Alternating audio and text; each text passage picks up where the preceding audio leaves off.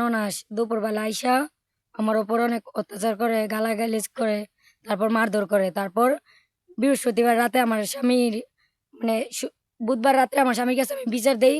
তারপর রাত ২টা নাগাদ আমার স্বামী আমারে অনেক অত্যাচার করে। তারপর বৃহস্পতিবার সকালবেলা আমি ওইখান থেকে আমার বাচ্চা নিয়ে না বইলা চইলা আসি।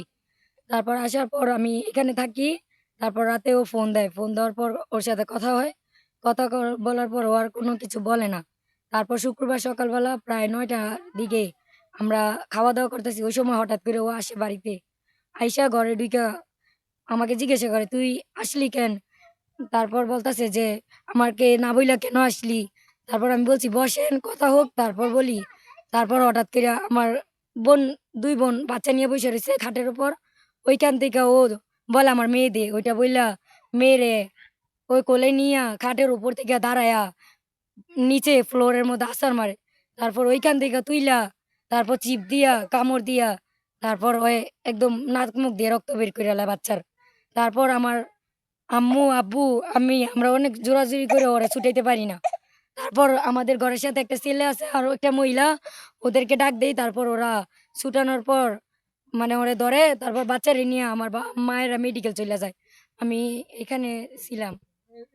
ধন্যবাদ। আপনারা জানেন যে গত ৭-৮-২০২৬ তারিখে সকাল ১০ ঘটিকার সময় ২৫০০ পৌরসভার মধ্যে স্বামী-স্ত্রী ঝগড়াকে কেন্দ্র করিয়া আ তার তার ৯ মাসের এক শিশু মেয়েকে তাদের মধ্যে কলহের জের ধরে মায়ের কাছ থেকে মানে আ তার স্বামীর নাম হলো সোহেল। সোহেল তার স্ত্রীর কাছ থেকে তার ৯ মাসের এই শিশু বাচ্চাটিকে নিয়ে মাথার উপরে রেখে তারপরে ফ্লোরে আছড়ে দেয়। আছড়ে দিলে তার নাক, মাথায়, নাকে, মুখ দিয়ে রক্ত বের হয়। তখন তারা তাৎক্ষণিকভাবে আ ডা হাসপাতালে নিয়ে যায়। হাসপাতালে নিয়ে তখন ঢাকা মেডিকেল তাদেরকে ফেরত প্রদান করে।